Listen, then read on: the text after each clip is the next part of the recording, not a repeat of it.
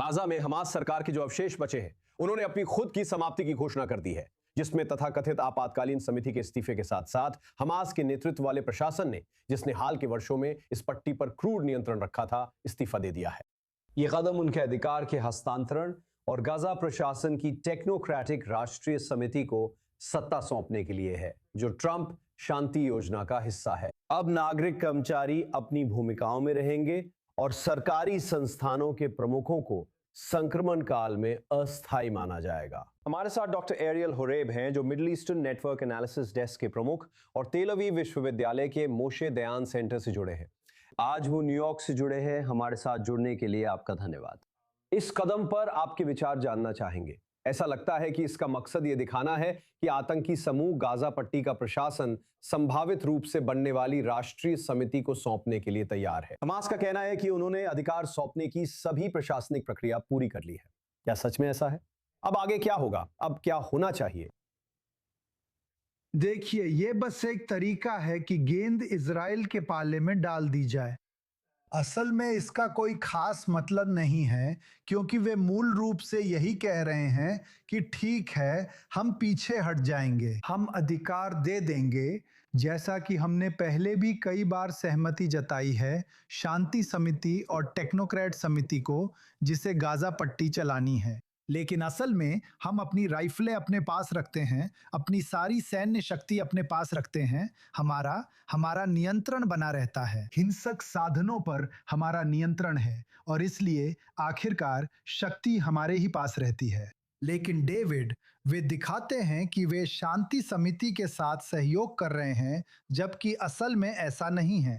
और समिति के अध्यक्ष निकोलाई मेलदानोव ने पिछले कुछ महीनों में उन्हें कई बार धमकी दी है, ये कहते हुए कि आप समझौते का पालन नहीं कर रहे हैं। मैं इसके बारे में घोषणा करने जा रहा हूं और कहूंगा कि असल में आप ही हैं जो समझौते के साथ आगे की किसी भी प्रगति को रोक रहे हैं। हमास बस गेंद हमारे पाले में डालने की कोशिश कर रहा है, जैसा मैंने कहा। क्या वे इसमें सफल हो सकते हैं? अंतर्राष्ट्रीय स्तर पर कहा जा रहा है कि हमास इसमें आगे बढ़ रहा है। इजरायली पक्ष संक्रमणकालीन परिषद के प्रवेश को रोक रहा है और अंतर्राष्ट्रीय स्तर पर भी कहा गया है ये अव्यवहारिक उम्मीद है कि हमास पहले हथियार डाले। ये व्यवहारिक नहीं है। पहले किसी फिलिस्तीनी संस्था को आकर ये करना होगा और इसलिए यहां तालमेल की कमी दिखाई देती है। कम से कम जैसा कि तर्क दिया जा रहा है कि वास्तव में इजराइल इस प्रक्रिया को रोक रहा है क्योंकि वो ऐसी किसी चीज का इंतजार कर रहा है जो कभी होने वाली नहीं है। दूसरे शब्दों में, हमास के सभी लोगों को अपने हथियार डालने होंगे। आप इसे कैसे देखते हैं? ठीक है, यही वह चीज है जिस पर वे और उनके मध्यस्थ भरोसा कर रहे थे। उन्हें पता था कि वे समय बर्बाद करेंगे, सबको ऐसा महसूस कराएंगे कि देखो, गरीब नागरिक हैं और इसलिए हमें हमास को निरस्त्र करने का विचार छोड़ देना चाहिए। लेकिन इजराइल कह रहा है, सुनिए, ये समझौते का दूसरा अध्याय है और ये जो दूसरा है, ये हमारे लिए इसकी अहमियत दिखाता है। जाहिर है हम इस चीज को छोड़ने वाले नहीं हैं, लेकिन हमास को तुर्की और कतर और मध्यस्थों का समर्थन प्राप्त है, आमतौर पर कहें तो।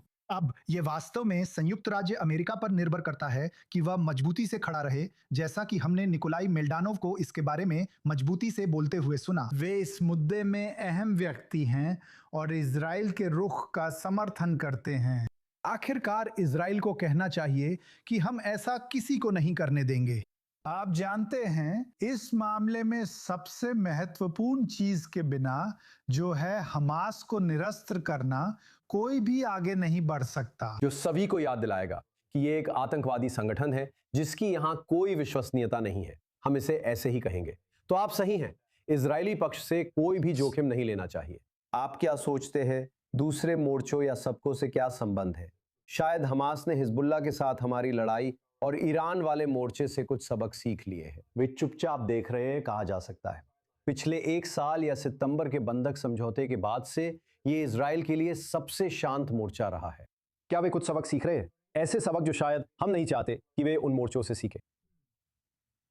देखिए, आप जानते हैं, आखिरकार हमास के तथाकथित मध्यमार्गी और कट्टर जिहादियों के बीच भी बात यह है कि अंतिम लक्ष्य एक ही है और वो है इजराइल का विनाश। तो बात यह है कि मैं कहूंगा कि उनके बीच बहस इस बात पर नहीं है कि हमें इस लक्ष्य को हासिल करना चाहिए या नहीं, बल्कि इस पर है कि हमें इस लक्ष्य को कैसे और किस समय सीमा में हासिल करना चाहिए। ये हमेशा हमास के भीतर मुद्दा रहा है।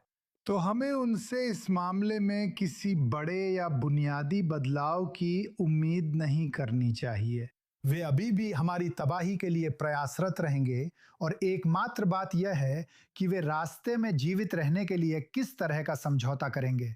तो वे ये सब देख रहे हैं। लेकिन डेविड, ये पहली बार नहीं है। 2004 की दूसरी इंतिफादा में भी हमास बच गया था, जब इजराइल ने उन्हें बुरी तरह मारा था। और 2 साल 2.5 साल के भीतर उन्होंने गाजा पट्टी पर कब्जा कर लिया। वे इतना ताकतवर हो गए थे कि ऐसा कर सकें। तो हमास इसी तरह से किसी भी तरह की चुनौती के बारे में सोचता है, चाहे वो कितनी भी मुश्किल क्यों ना हो। तो मैं अक्सर उनकी दी गई स्पष्टता की सराहना करता हूं। अगर आप पढ़े कि वे क्या कहते हैं, सही है, वे कुछ और बनने का दिखावा नहीं कर रहे हैं। हिजबुल्लाह और ईरान के साथ कम से कम वे वही कहते हैं जो उनका मतलब है। हमें सभी को उनकी बात सुननी चाहिए। डॉक्टर हरेल हरेल, हमारे साथ होने के लिए धन्यवाद।